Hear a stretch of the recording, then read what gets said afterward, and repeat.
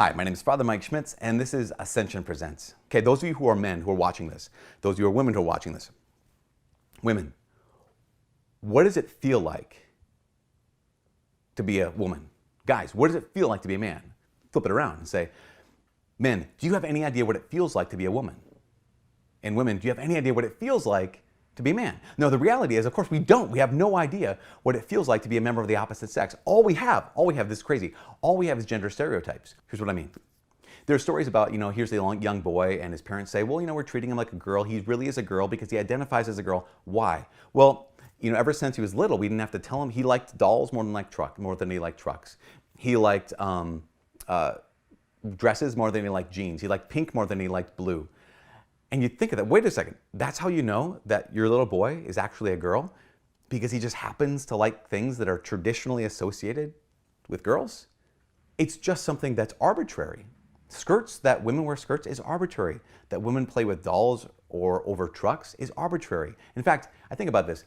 One of my older sisters, growing up, she was what you would call back in the day, since I'm an old man, what they called back in the day, they called her a tomboy. Why? Because she loved hunting, she loved fishing, she was incredible at sports.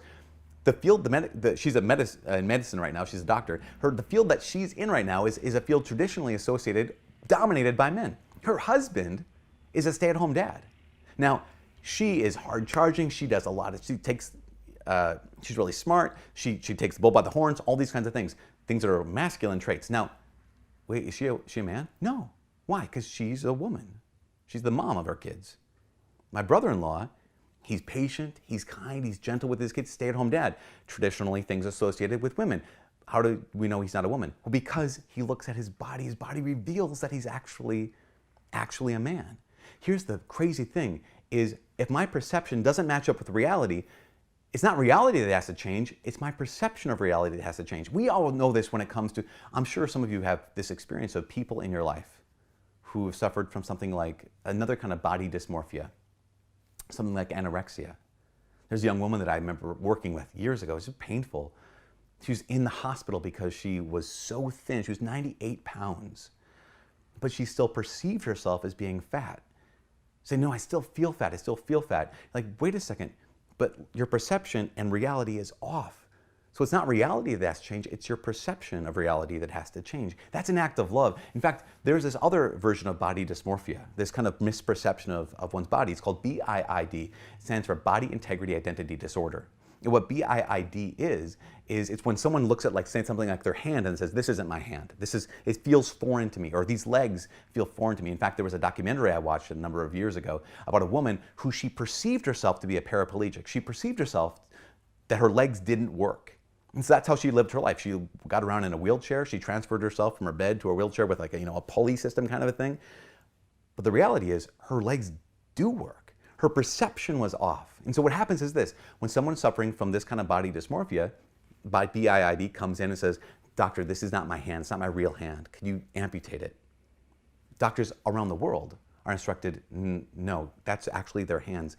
Don't amputate a healthy limb. Their perception is wrong, not the reality. But when it comes to sex, we all lose our brains and we all lose our minds.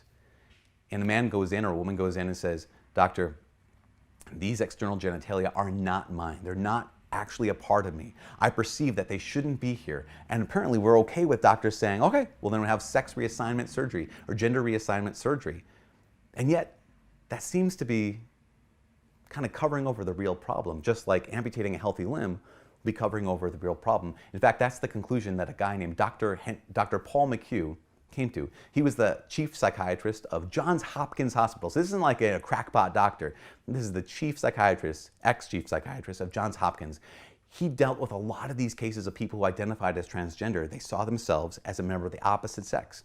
And with sex reassignment surgery, he said, yes, some of these patients experienced a satisfaction of that reassignment, but they were still disturbed, they were still hurting.